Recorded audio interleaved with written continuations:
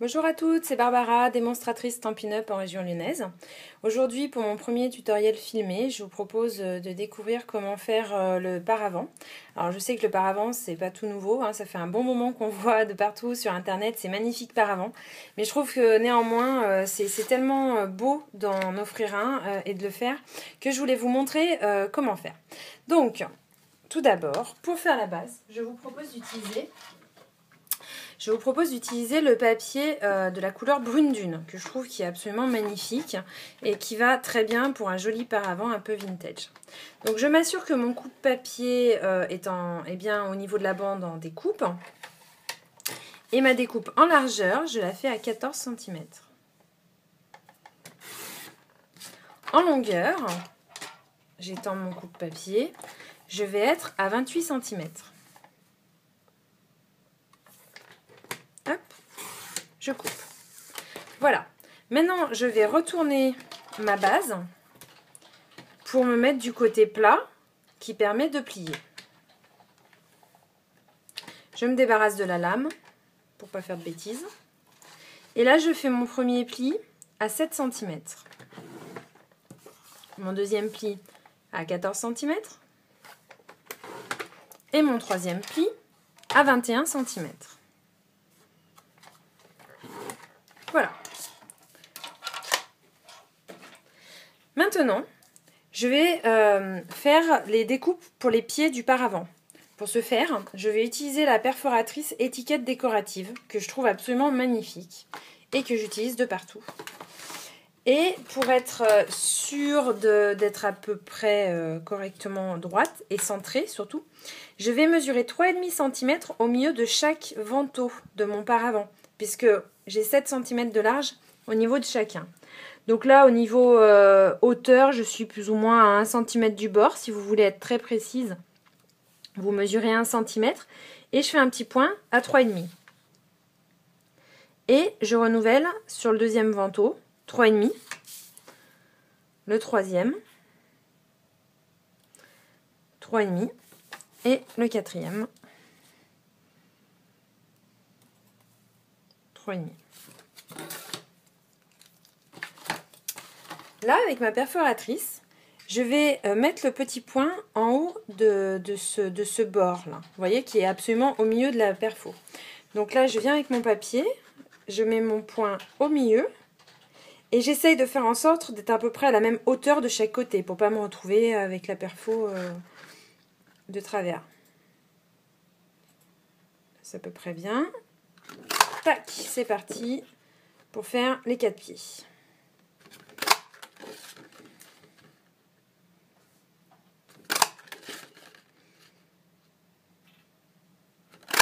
Et voilà, ça c'est fait. Maintenant, on va faire la bordure du haut.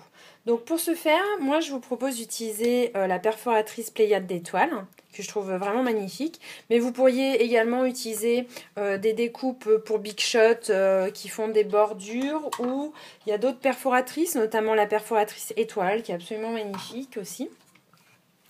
Donc là, avec la perforatrice, je vais venir la placer à peu près au milieu de ma carte. C'est pas précis, enfin je veux dire, c'est pas important que ce soit extrêmement précis. Hein. Il faut juste que je puisse partir des deux côtés pour avoir une belle découpe. Là, une fois que j'ai perforé, il faut que je fasse en sorte que mes perforations soient en adéquation avec le motif qu'il y a au fond. Je pense que là, vous vous en rendez bien compte sur la vidéo. Voilà, là c'est parfaitement en face. Du coup, je perfore et je me retrouve avec une perforation qui est nickel. Et je continue jusqu'au bord de ce côté. Et ensuite, je pars dans l'autre sens. C'est-à-dire que de la même manière, je vais essayer de faire en sorte que mes étoiles soient en face des petites étoiles argentées qui sont dessinées sur la perfo. Là, c'est bon, elles sont en face. Et j'y vais, etc. jusqu'au bout. Je récupère mes petites étoiles perforées, ça peut servir plus tard. Donc maintenant je me retrouve avec ma carte qui est perforée en haut et en bas. Je vais donc vouloir la décorer. Alors soit vous pouvez très bien, si vous le souhaitez, la décorer à même le papier. Moi je vous propose de faire des petites découpes de feuilles. Là en l'occurrence j'ai utilisé le papier très vanille parce que je trouve qu'il va mieux avec le brune dune que le blanc qui va trancher un peu plus et je voulais un effet un petit peu vintage. Donc là je vais aller découper mon papier très vanille avec mon coupe-papier. Donc je me remets bien au niveau de ma base en découpe. Je prends ma lame et au niveau des mesures, il me faut des découpes de 9 cm par 6,5. Donc 9 cm. Et là, à 6,5, il m'en faut 4. J'ai 4 vantaux. Donc là, j'en fais qu'une, mais voilà, il en faut 4. Maintenant, je voulais juste vous donner, avant de finir ce tutoriel, un ou deux petits trucs pour décorer vos vantaux. Et notamment, ce que je voulais vous montrer, c'est comment faire en sorte que ce soit avec ces feuilles ou que ce soit avec n'importe quel autre motif de tampon, on ait une impression de relief, par exemple pour celle-ci, comme si elle a été en relief, ou pour celle-ci, une impression d'avoir une feuille en avant et une feuille plus lointaine. Donc en fait, c'est très très simple. Vous prenez votre papier, vous prenez votre tampon. Donc là, il s'agit du set de tampons simplement papillon, qui est juste une tuerie. Je l'adore, il est vraiment top. Je prends l'encreur brune dune, j'encre mon tampon.